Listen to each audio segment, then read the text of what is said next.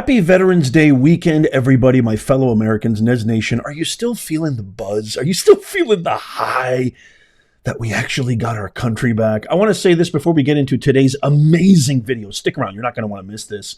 If you are an American veteran and you have served or are serving, please let me know in the comments. And if you see anybody who identifies as a veteran in the comments, give them some serious love. I want to tell you straight up right now how absolutely blessed we are, how much in gratitude and in debt we are to your amazing service. And I just want to say a huge thank you. And I think Veterans Day should be longer than just one day. It should be every day, really. We should always be congratulating our veterans.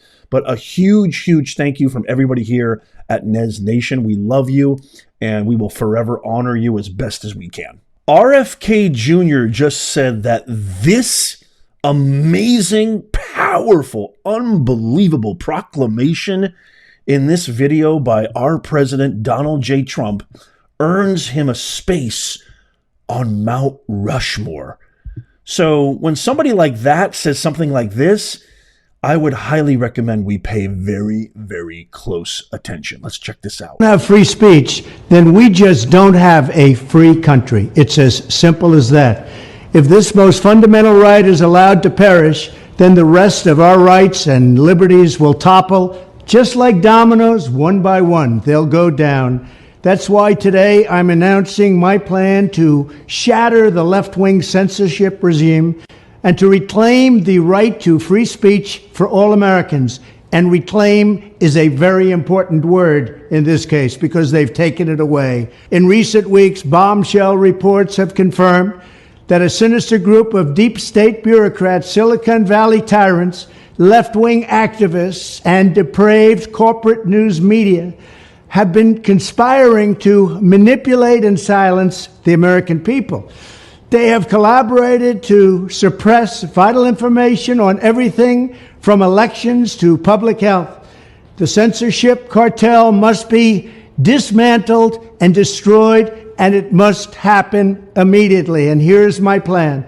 First, within hours of my inauguration, I will sign an executive order banning any federal department or agency from colluding with any organization, business, or person to censor, limit, categorize, or impede the lawful speech of American citizens. I will then ban federal money from being used to label domestic speech as mis- or disinformation. And I will begin the process of identifying and firing every federal bureaucrat who has engaged in domestic censorship, directly or indirectly, whether they are the Department of Homeland Security, the Department of Health, Human Services, the FBI, the DOJ, no matter who they are. Second, I will order the Department of Justice to investigate all parties involved in the new online censorship regime, which is absolutely destructive and terrible, and to aggressively prosecute any and all crimes identified. These include possible violations of federal civil rights law, campaign finance laws, federal election law, securities law, and antitrust laws, the Hatch Act, and a host of other potential criminal, civil, regulatory, and constitutional offenses.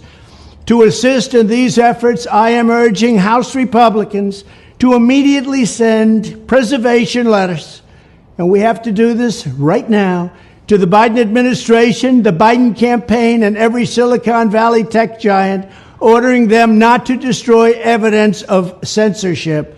Third, upon my inauguration as president, I will ask Congress to send a bill to my desk revising Section 230 to get big online platforms out of censorship business. From now on, digital platforms should only qualify for immunity protection under Section 230 if they meet high standards of neutrality, transparency, fairness, and non-discrimination. We should require these platforms to increase their efforts to take down unlawful content such as child exploitation and promoting terrorism, while dramatically curtailing their power to arbitrarily restrict lawful speech. Fourth, we need to break up the entire toxic censorship industry that has arisen under the false guise of tackling so-called mis- and disinformation. The federal government should immediately stop funding all nonprofits and academic programs that support this authoritarian project. If any U.S. university is discovered to have engaged in censorship activities or election interferences in the past, such as flagging social media content for removal of blacklisting, those universities should lose federal research dollars and federal student loan support for a period of 5 years and maybe more. We should also enact new laws laying out clear criminal penalties for federal bureaucrats who partner with private entities to do an end run around the Constitution and deprive Americans of their First, Fourth, and Fifth Amendment rights. In other words, deprive them of their vote. And once you lose those elections, and once you lose your borders like we have, you no longer have a country. Furthermore, to confront the problems of major platforms being infiltrated by legions of former deep staters and intelligence officials, there should be a 7-year cooling-off period before any employee of the FBI, CIA, NSA, DNI, DHS, or DOD is allowed to take a job at a company possessing vast quantities of U.S. user data. Fifth, the time has finally come for Congress to pass a digital Bill of Rights.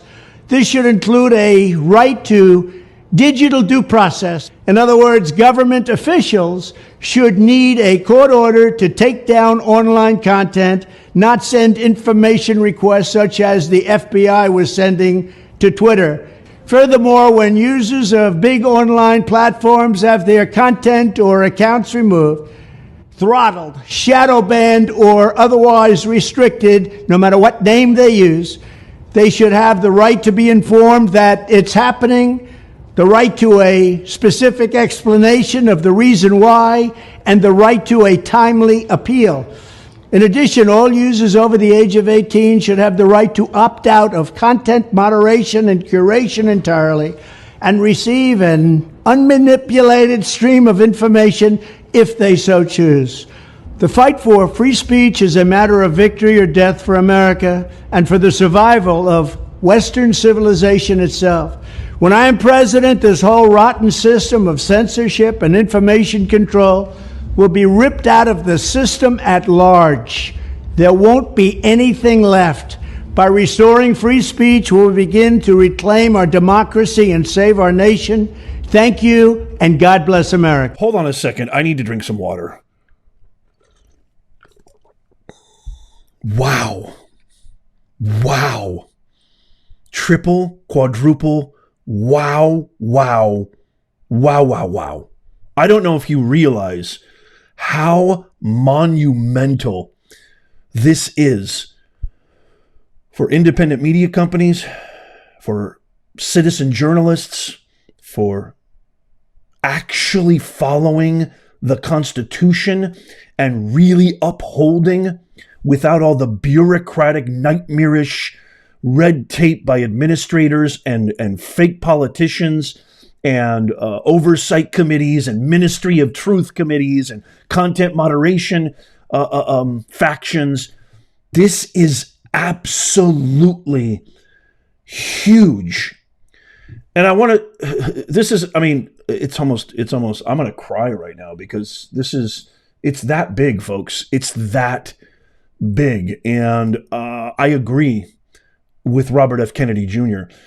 The guy is an absolute beast. The guy was on a 62-day run of doing not one, not two, sometimes 3-4 rallies a day. He could have collapsed right after Tuesday and been like, okay, I'm taking a vacation. I'm going to play golf. The guy jumps, leaps into the saddle immediately and starts to go to work.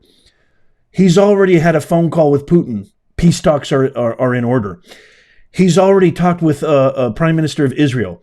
The Ayatollahs have backed down. The Houthis, Hamas says we're ready for peace. The stock market has boomed. He made a phone call to New York City Mayor Eric Adams. Eric Adams has since then revoked the migrant credit card program and the voucher program. Now he's laying out, my fellow Americans, this is what real leadership looks like. Now he's laying out concretely, substantively, something we've lacked in the dark ages these past 4 years, the absolute unequivocal dark ages. We haven't had a semblance, a molecule of real leadership from Vegetable in Chief, and certainly not from the phoniest politician that ever lived, cackling Kamala.